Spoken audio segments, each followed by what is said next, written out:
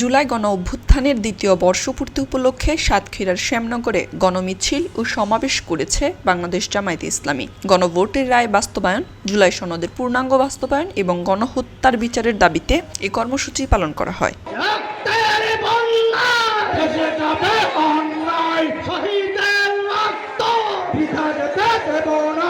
শ্যামনগর কেন্দ্রীয় ঈদগাহ ময়দান থেকে মিছিলটি শুরু হয়ে শহরের বিভিন্ন সড়ক প্রদক্ষিণ করে মাইক্রো স্ট্যান্ড এলাকায় গিয়ে সমাবেশে মিলিত হয়। এ সময় উপজেলা জামায়াতের আমির মাওলানা আব্দুর রহমান বলেন,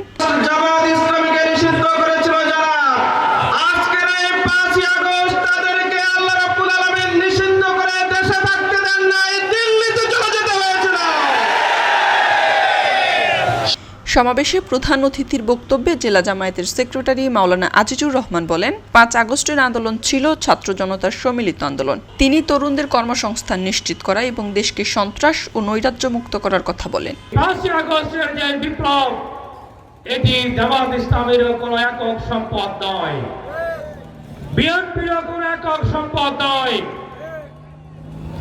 আওয়ামী ফ্যাসিবাদের বিরুদ্ধে গোটা ১৮ কোটি জনতার বিপ্লব এবং সেদিন স্বাধীনতা অর্জন হয়েছিল। ঘুষ ছাড়া কোনো পিয়নের চাকরিও হয় না। ঘুষ মুক্ত আমরা আমাদের সন্তানদের চাকরি দিতে চাই। দুর্নীতি মুক্ত, চাঁদাবাজ মুক্ত একটি রাষ্ট্র আমরা কায়েম করতে চাই।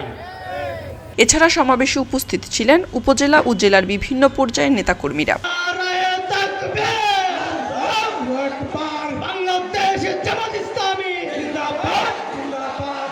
খবরের কাগজ, নিখাত, নির্ভীক, নিরপেক্ষ।